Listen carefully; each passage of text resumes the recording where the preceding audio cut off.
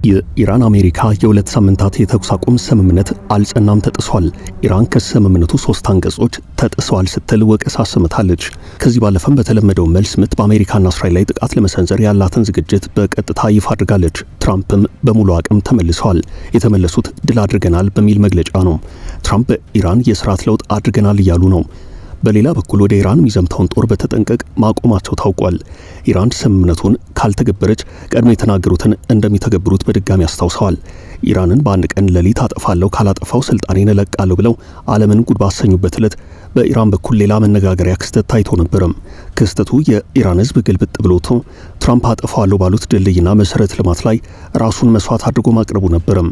ይህ ህዝባዊ ማዕበል በታየበት ሰዓት ኢራንና አሜሪካ ለ2 ሳምንታት የሚቆይ የተኩስ አቁም ስምምነት አደረጉ። ከዚያም የተለያዩ አስተያየቶች እዚህም እዚያም ተሰጡ።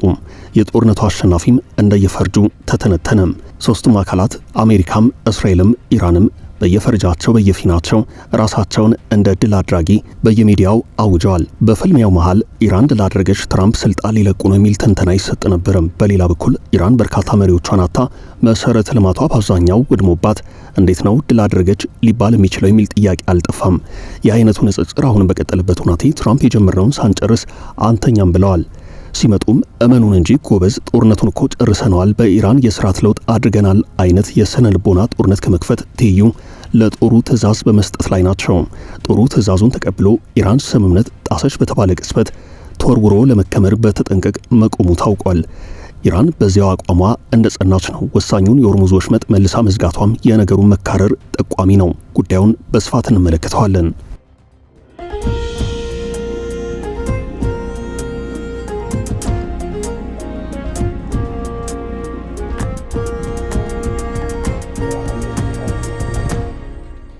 የኢራን አሜሪካ የ2 ሳምንት የተኩስ አቁም ስምምነት ለቀጣዩ ድርድር መንገድ ጠራጊ ይሆናል ተብሎ ተጠብቆ ነበርም። ድርድሩ የሰጥቶ መቀበል መርህ ስለሆነ በ39 ቀናት ጦርነቱ ላይ የበላይነት ያሳየው አካል በድርድሩ ሂደት በአመዛኙ የበላይነት ያገኛል ተብሎ ይታመናል። በኢራን አሜሪካ ተኩስ አቁም ላይ ያለመታየቱ ቀጣዩን ድርድር ፈታኝ አድርጎታል። ኢራን በድርድሩ ያቀረበችው ቅድመ ሁኔታና የተስማማችባቸው ነጥቦችን አሜሪካ ብትቀበለው እንኳን እስራኤል ላትቀበለው ትችላለች። ምክንያቱም የኢራን መደራደሪያ ነጥቦች ከተተገበሩ እንዳሸነፈች ይቆጠራል። በኢራንና አሜሪካ መካከል የ2 ሳምንት የተኩስ አቁም ስምምነት መደረጉን ተከትሎ ኢራን በብዙ ስትደነቅ የታየውም ከዚህ አንጻር ነው። የኢራንን ጉዳት እየተነተኑ አሸናፊ እንዳልሆነች የሚገልጹ አሉ። የኢራን መንግስት ፖለቲካዊና ወታደራዊ መሪዎችን ከጥቃት መጠበቅ ከብዶታል። ይህን ተከትሎ ሐማስን፣ ሄዝቦላህን፣ ሀውቲን በሙሉ አቅሙ የሚያዙ ጄኔራሎችና ፖለቲከኞች በጎረቤት ሀገር ዞረው ኃይል የሚያደራጁበት ጊዜ እንዳበቃ አስግቷል። የኢራን የስልጣኔ መገለጫ የሆኑ መሰረተ ልማቶችና ፋብሪካዎችን ትራምፕ እንደሚመቱ ዝተዋል። ከመቱት ማዕቀብ የጎዳው የኢራን ኢኮኖሚ ይበልጥ ሊወድቅ ይችላል። በተለይ የአሜሪካ እግረኛ ጦር ገብቶ ጦር ሜዳው በዚያው በኢራን ምድር ከሆነ ህዝቡም የጦርነቱ ቀጥተኛ ተሳታፊ መሆኑ አይቀርም። የኢራን ኢኮኖሚ ብቻ ሳይሆን የሰው ሀብትም አደጋ ላይ እንዳይወድቅ ያሰጋል።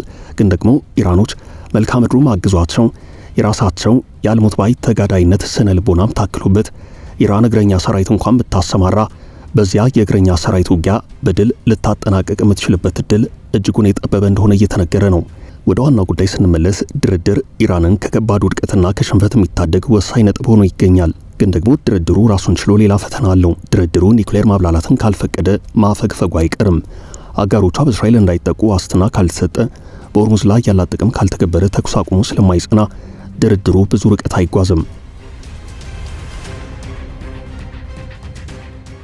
በጉዳዩ ላይ ዩናይትድ ኪንግደም በጠቅላይ ሚኒስትሯ ኬር ስታርመር በኩል ለ2 ሳምንታት የታወጀውን የአሜሪካና ኢራን የተኩስ አቁም ስምምነት ለማጽናትና የሆርሙዝ ወሽመጥን ለመክፈት በርካታ ስራዎች መሰራት እንዳለባቸው ግልጽ አድርጋለች። ኬር ስታርመር ስምምነቱን ለመደገፍና ለማጽናት የዲፕሎማሲ ጥረት ለማድረግ የባህረ ሰላጤው ሀገራት ጉብኝት አካል በሆነው ጉዟቸው ሳዑዲ አረቢያ ገብተዋል። ስምምነቱን ተከትሎ ፎይታ ስሜት እንዳለው ጠቅሰው ጊዜው ገና መሆኑን ግን በድፍረት ተናግረዋል። የጠቅላይ ሚኒስትሩ አስተያየት የተሰማው የኢራን ብዙሃን መገናኛዎች እስራኤል ሊባኖስ ላይ ጥቃት መፈጸሟን ተከትሎ ነዳጅ ጫኝ መርከቦች በሆርሙዝ ለማለፍ መቆማቸውን ከዘገቡ በኋላ ነው። በተኩስ አቁም ድርድሩ አሸማጋይ ሆና ያገለገለችው ፓኪስታንና ኢራን ስምምነቱ ሊባኖስን እንዲያካትት ተናግረዋል።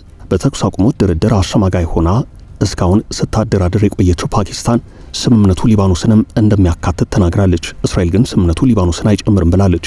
ነዳጅ ጫኝ መርከቦችን በሆርሙዝ ሰርጥ ማሳለፍ የአሜሪካና ኢራን የተኩስ አቁም ስምምነት ቁልፍ አካል ነው። የኢራን ፓርላማ አፈ ጉባኤ መሐመድ ባጋር ጋሊባፍ በኤክስ ገጻቸው ባሰፈሩት ጽሑፍ ኢራን ካቀረበችው ባለ 10 ነጥብ ምክረ ሀሳብ መካከል 3 አንቀጾች በግልጽና በይፋ ተጥሰዋል በማለት የተፈጠረውን ችግር ተናግረዋል። አፈ ጉባኤው በእንደዚህ አይነት ሁናቴ የሁለትዮሽ የተኩስ አቁም ስምምነት ወይንም ድርድር ምክንያት አይሆንም ብለዋል። ጋሊባፍ ሊባኖስ በዚህ ምክረ ሀሳብ ውስጥ ተካታ እንደነበር የተናገሩ ሲሆን ነጩ ቤተ መንግስት ግን ይህን አስቀድሞ ውድቅ አድርጎታል ብለዋል። ከዚህ በተጨማሪ አንድ ሰው አልባ አውሮፕላን ወደ ኢራን ደቡባዊ ፋርስ ግዛት መግባቱን አፈ ጉባኤው በመጥቀስ አዲሱን ውጥረት ጠቁመዋል።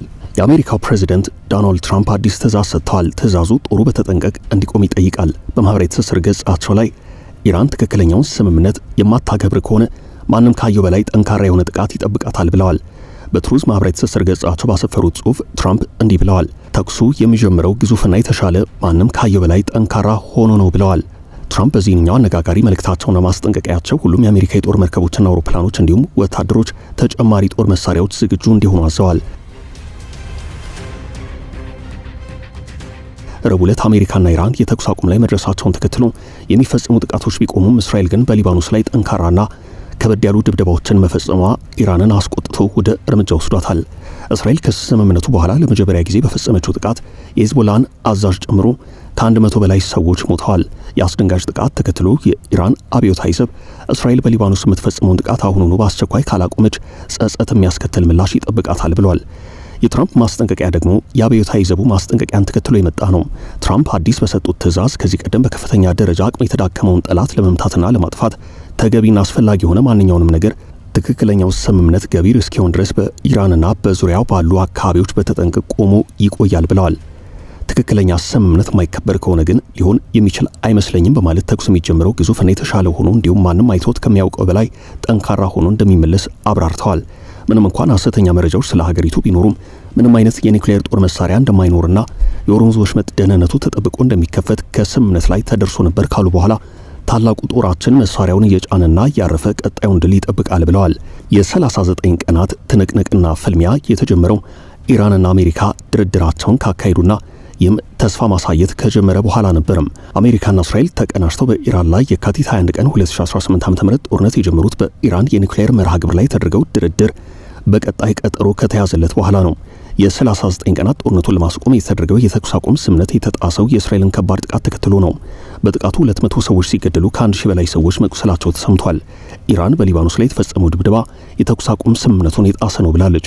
በእርግጥም አሜሪካና ኢራን ለ2 ሳምንታት የሚቆይ ጊዜያዊ የተኩስ አቁም ስምምነት ማድረጋቸውን ተከትሎ የእስራኤሉ ጠቅላይ ሚኒስትር ቤንያሚን ኔታንያሁ ሊባኖስን አያካትትም በማለት መጠነ ሰፊ ጥቃት ከፍተዋል።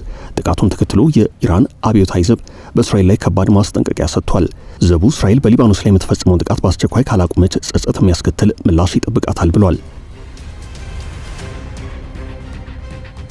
የኢራን ምክትል የውጭ ጉዳይ ሚኒስትር ከቢቢሲ ቱዴይ ጋር በነበራቸው ቆይታ የሆርሙዝ ወሽመጥን መከፈት አስመልክቶ በሰጡት አስተያየት አሜሪካ በትክክል ከጥቃቷ ስትታቀብ ወሽመጡ ዳግም ይከፈታል ብለዋል።